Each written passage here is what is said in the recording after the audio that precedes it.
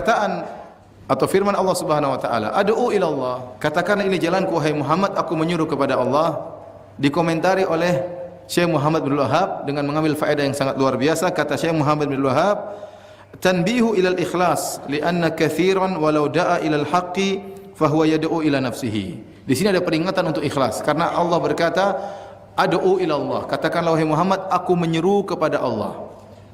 Ini peringatan untuk ikhlas. Kenapa? Li'anna katsiran, karena banyak orang walau da'a ilal haq, meskipun dia menyeru kepada kebenaran, fa huwa yad'u ila nafsihi. Ternyata dia punya niat yang lain, selain dia yang dia sampaikan adalah kebenaran, ternyata dia juga menyeru kepada dirinya. Maka ingat, seorang tidak berdakwah kecuali kepada Allah. Tidak boleh kepada selain Allah Subhanahu wa taala. Ya. Di antara ciri orang yang menyeru kepada dirinya, dia hanya mau kalau orang ngaji sama dirinya.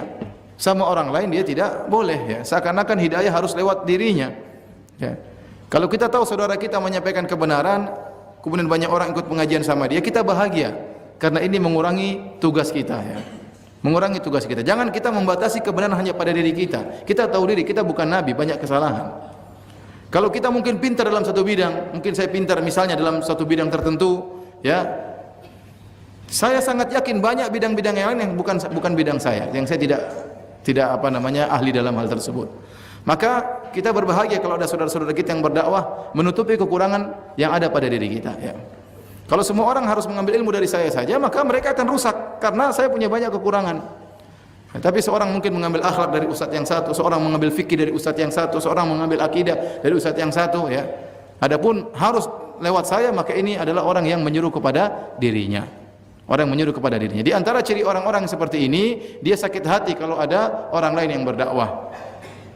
Dia hasad kalau ada orang lain yang berdakwah. Ya.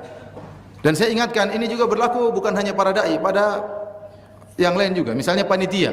Kalau panitia buat pengajian, kalau ada panitia yang lain selama berkoordinasi, selama ada tawasul, ada kontak, ya. Kemudian dia yang berhasil mendatangkan ustadz misalnya, tidak perlu kita marah. Siapapun, yang penting kita ingin dakwah tauhid berjalan. Siapapun yang mengundang, dai siapapun yang diundang, yang penting dia menyuruh kepada tauhid. Makanya tidak boleh seorang menyuruh kepada yayasan, tidak boleh seorang berdakwah kepada pondoknya, tidak boleh seorang berdakwah kepada masjidnya, ya. Ini semua sarana. Masjid, yayasan, pondok itu semua sarana, bukan tujuan, ya. Barang siapa yang bangun wala wal bara, ya, loyalitas dan kebencian di atas yayasannya, berarti dia tidak menyuruh kepada tauhid.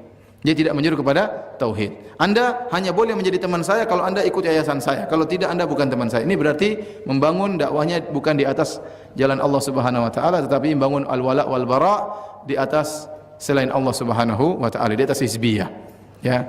Oleh karenanya ini peringatan bagi kita semua untuk ikhlas kepada Allah Subhanahu wa taala. Apakah sebagai dai-nya atau sebagai panitianya, sebagai donaturnya, yang penting dakwah tauhid berjalan. Siapapun dai-nya, siapapun penyelenggaranya. Yang penting tinggal butuh koordinasi saja agar tidak terjadi kesalahpahaman, karena syaitan suka untuk mengadu domba.